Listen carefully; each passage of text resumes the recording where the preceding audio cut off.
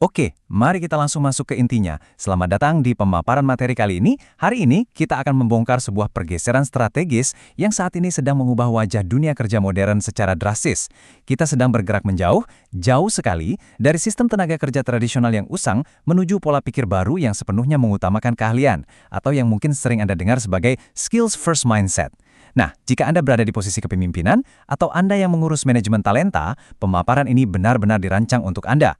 Kita akan membedah mengapa transformasi ini bukan sekedar tren manajemen sesaat, melainkan sebuah kebutuhan mutlak kalau organisasi Anda ingin bertahan dan pastinya terus berkembang. Di sesi kali ini, kita akan membedah 5 poin utama. Pertama, pergeseran paradigma mengutamakan keahlian. Kedua, menumbuhkan budaya belajar. Ketiga, strategi peningkatan keahlian dan pelatihan ulang. Keempat, melibatkan pelajar modern Anda. Dan yang kelima, membangun pelatihan profesional custom.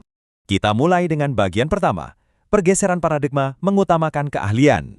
Ini dia fondasi dari semuanya. Sumber materi kita dengan sangat berani menggunakan kata rusak untuk menggambarkan sistem pendidikan dan tenaga kerja kita saat ini.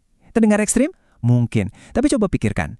Mengandalkan cara-cara lama yang tradisional dalam mengelola talenta, itu sudah tidak lagi membuahkan hasil. Dunia ini bergerak sangat cepat, teman-teman. Dan jujur aja, gelar akademis dari masa lalu seringkali kewalahan untuk mengejar kebutuhan keterampilan praktis di lapangan hari ini.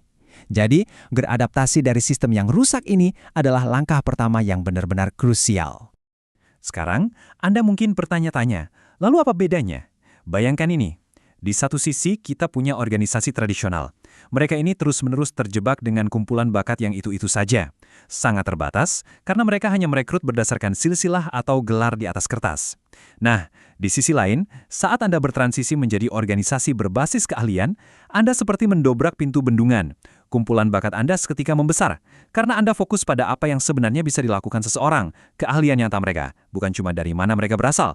Dan efek dominonya luar biasa, retensi karyawan melonjak tajam, dan secara struktural, Anda langsung mendukung inisiatif keanekaragaman, kesetaraan dan inklusi atau DEI di perusahaan Anda. Sebuah kemenangan ganda kan?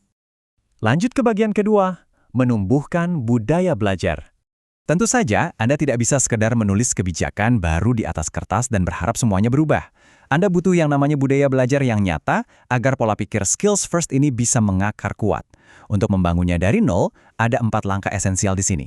Pertama, adopsi pola pikir inti. Ini berarti para pemimpin harus benar-benar percaya pada pembelajaran berkelanjutan. Harus mulai dari atas. Kedua, ajukan pertanyaan kunci. Jangan menebak, cari tahu keahlian apa yang sebenarnya hilang di tim Anda. Ketiga, terapkan pendekatan yang teruji. Gunakan metode dari para pakar yang memang sudah terbukti berhasil. Dan keempat, bangun blok fondasi. Jadikan ini sebagai struktur yang mendukung kebiasaan sehari-hari. Langkah-langkah ini memastikan bahwa budaya belajar di tempat Anda bukan cuma semangat sesaat, tapi benar-benar bertahan untuk jangka panjang. Masuk ke bagian ketiga, strategi peningkatan keahlian dan pelatihan ulang. Setelah budayanya terbangun, sekarang kita bicara soal taktik di lapangan. Dengar, Anda sudah tidak bisa lagi mengandalkan pelatihan acak atau ad hoc yang cuma diadakan kalau lagi sempat. Tidak bisa. Anda wajib membangun program keahlian yang benar-benar komprehensif dan terstruktur. Mengapa? Karena inilah satu-satunya cara organisasi Anda bisa lincah beradaptasi dengan perubahan pasar. Dan yang paling penting, ini adalah tameng Anda untuk mempertahankan talenta-talenta terbaik agar mereka tidak kabur ke kompetitor yang menawarkan masa depan yang lebih jelas. Mari kita lihat apa untungnya buat organisasi Anda secara langsung. Jelas, yang pertama adalah peningkatan keahlian karyawan. Tim Anda jadi jauh lebih tajam. Tapi lihat dampak luar biasanya, retensi menjadi jauh lebih tinggi. Masuk akal kan? Karyawan yang merasa perusahaan berinvestasi pada diri mereka pasti akan jauh lebih loyal. Lalu ada perencanaan jalur karir. Anda pada dasarnya memberi mereka peta jalan masa depan yang sangat jelas. Dan seperti yang kita singgung sebelumnya, ini adalah dorongan masif untuk inisiatif DEI karena Anda menciptakan arena bermain yang benar-benar adil berdasarkan kemampuan, bukan sekedar latar belakang. Sekarang bagian keempat, melibatkan pelajar modern Anda. Oke, ini realitanya. Strategi yang paling brilian sekalipun akan hancur berantakan kalau pesertanya sama sekali tidak peduli. Tantangan terbesar kita hari ini bukanlah kurangnya materi pembelajaran, melainkan bagaimana merebut dan, yang paling sulit, mempertahankan perhatian karyawan Anda. Fenomena learner fatigue atau kelelahan belajar itu sangat nyata. Karyawan Anda sudah dipusingkan dengan tumpukan tugas sehari-hari. Jadi, ini bukan sekadar menyuruh mereka duduk menonton video berjam-jam. Ini tentang menciptakan relevansi. Bagaimana membuat setiap menit yang mereka pakai untuk belajar terasa sangat bernilai dan bisa langsung diaplikasikan pada pekerjaan mereka saat ini. Dan akhirnya, bagian kelima, membangun pelatihan profesional custom.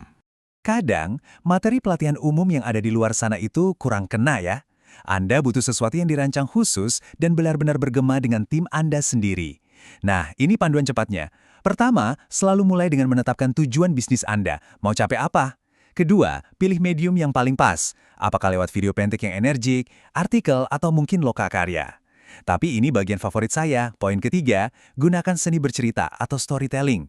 Mengubah fakta kering menjadi sebuah cerita adalah senjata rahasia yang mutlak. Ketika Anda bisa menyentuh emosi seseorang lewat sebuah narasi, informasi itu akan melekat di kepala mereka selamanya. Percaya deh. Transisi menjadi organisasi yang mengutamakan keahlian itu sudah bukan lagi sebuah pilihan, melainkan cara kita bertahan dan bekerja di masa depan. Kita sudah membedah semuanya hari ini, dari memperbaiki sistem yang rusak, membangun budaya yang kuat, mengeksekusi strategi, sampai ke rahasia storytelling. Jadi untuk menutup pemaparan ini, saya punya satu pertanyaan provokatif yang diambil langsung dari sumber kita. Siapkah Anda mempelajari lebih lanjut bagaimana platform seperti LinkedIn Learning dapat mentransformasi karir di organisasi Anda? Dan yang terpenting, apakah perusahaan Anda benar-benar siap menghadapi masa depan yang mengutamakan keahlian? Coba renungkan hal ini saat Anda kembali bekerja hari ini. Terima kasih banyak sudah bergabung dalam pembahasan mendalam ini, dan sampai jumpa.